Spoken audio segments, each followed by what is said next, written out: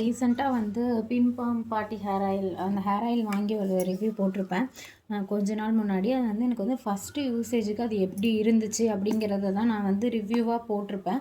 எனக்கு ஃபஸ்ட்டு யூசேஜுக்கு வந்து ஆக்சுவலாக வந்து ஹேர் ஃபால் வந்து கம்மியாச்சு.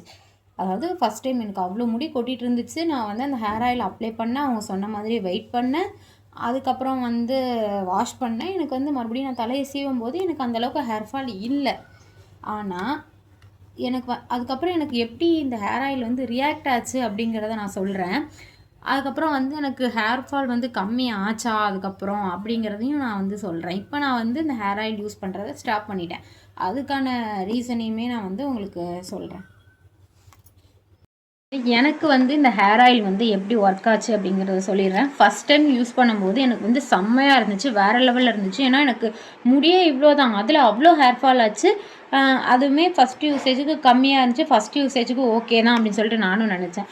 ஆஃப்டர் வந்து என்னென்னா ஒரு டூ வீக்ஸ் இல்லை 2.5 வீக்ஸ் 3 வீக்ஸ் கிட்டே ப்ராபப்ளி யூஸ் பண்ணியிருப்பேன்னா எனக்கு வந்து அப்பப்போ மைல்டாக வந்து தலைவலி வர ஆரம்பிச்சிது.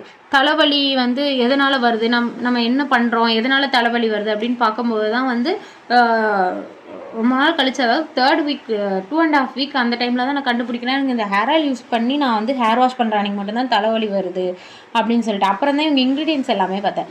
இன்க்ரீடியன்ஸ் எல்லாமே வந்து நேச்சுரலான இன்க்ரீடியன்ஸ் தான் யூஸ் பண்ணியிருக்காங்க.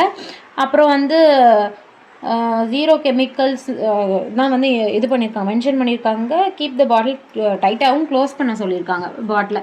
ஏன்னா அதில் கெமிக்கல் எதுவுமே இல்லை. ஏன்னா அந்த அளவுக்கு இது நேச்சுரல் அப்படின்னு தான் வந்து இதில் வந்து சொல்லியிருக்காங்க. அப்புறம் ஏன் நமக்கு தலைவலி வருது அப்படின்னு சொல்லிட்டு ஹாஸ்பிட்டலில் போய் நான் செக் பண்ணேன். அதாவது எனக்கு அடிக்கடி தலைவலி இருக்குது அப்படின்னு சொல்லிட்டு செக் பண்ணேன். அப்புறம் தான் தெரிஞ்சிச்சு எனக்கு வந்து மைல்டாக சைனஸ் இருக்குது அப்படின்னு சொல்லிட்டு தெரிஞ்சிச்சு.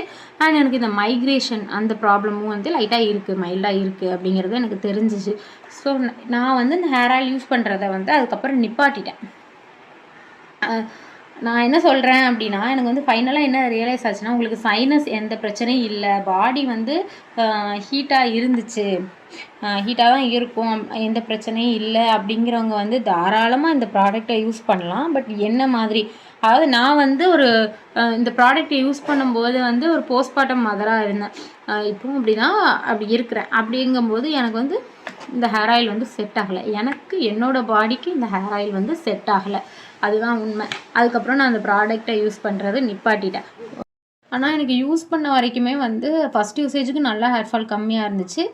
2வது யூசேஜுக்கு ஓகே தான். 3வது யூசேஜும் ஓகே தான். அந்த மாதிரி படிப்படியாக கொஞ்சம் கொஞ்சமாக கம்மி ஆச்சு. நல்லா தான் இருந்துச்சு. பட் என்னோடய ஹெல்த் இஷ்யூனால தான் நான் அந்த ப்ராடக்டை வந்து யூஸ் பண்ண முடியல. உங்களுக்கு வந்து மேபி நீங்கள் வந்து உங்களுக்கு சைனஸ் அந்த மாதிரி எதுவும் பிரச்சனை இல்லை, ஹீட் பாடி அப்படின்னா வந்து உங்களுக்கு ஓகேனா இந்த ப்ராடக்டை நீங்கள் ட்ரை பண்ணலாம்.